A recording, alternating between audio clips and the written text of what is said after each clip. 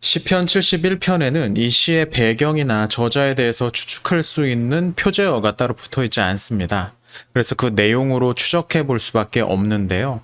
어제 본문을 보면 이 시의 시인은 큰 어려움을 겪었지만 결국에는 그 문제가 해소된 것으로 보입니다.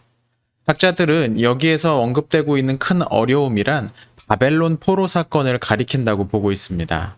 즉, 이 시는 바벨론 포로 생활이 끝나고 마침내 고국으로 돌아온 백성들의 마음을 담고 있다고 보면 될 것 같습니다.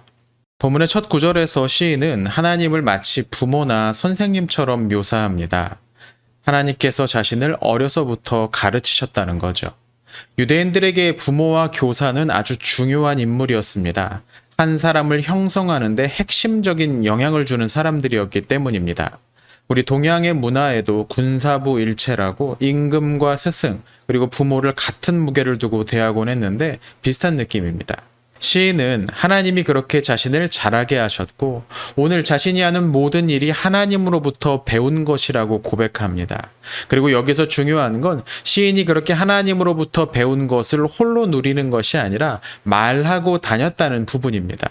시인은 이 일을 지금까지 지속하고 있습니다. 여기서 지금까지가 정확하게 어떤 시점인지는 나와 있지 않지만 18절을 보면 백발이라는 단어가 언급되는 것으로 보아 아마도 노년에 이르기까지를 말하는 것 같습니다.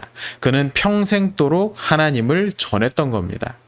19절을 보면 시인이 전한 이야기의 내용이 무엇인지가 실려 있습니다. 하나님의 의가 지극히 높으시다라는 내용이죠.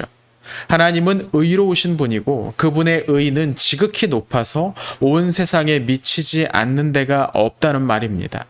시인은 하나님의 의로우심이 반드시 온 세상에 드러날 것임을 확신합니다.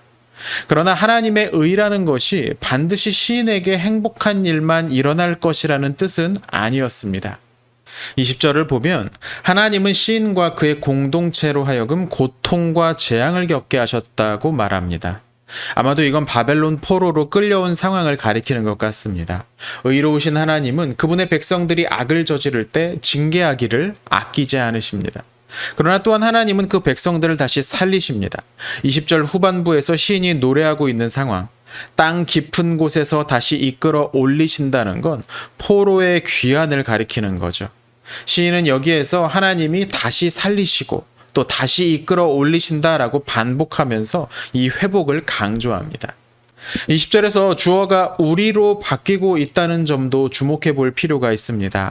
이제까지 시인은 나라는 개인적 관점에서 자신이 겪는 고통을 설명했습니다. 하지만 이제 그건 나를 포함한 좀 더 큰 공동체의 문제가 됩니다. 이건 자신이 겪고 있는 문제가 단순히 개인적인 불행이 아니라 하나님이 허락하신 섭리로 받아들이고 있다는 뜻입니다. 시인은 현실에 대해서 불평하기보다는 하나님이 하시는 큰 일에 주목하기로 한 거죠. 그렇게 하나님의 큰 구원을 경험한 시인은 이제 악기를 동원해서 또 목소리로 하나님을 찬양하기로 합니다.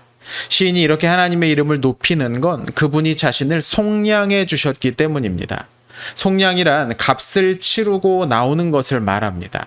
여기에서 속량해 주신 분은 하나님이죠. 이제 백성들은 하나님의 소유가 되었다는 의미이기도 합니다.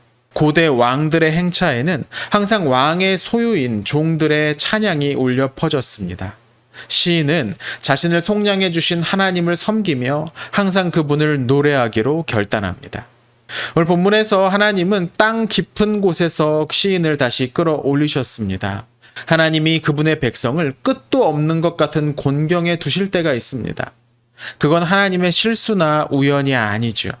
확실한 건 하나님이 다시 끌어올리실 것이라는 점입니다. 이번 한 주 우리를 끌어올리실 하나님을 기대하면서 소망 가운데 보내셨으면 좋겠습니다.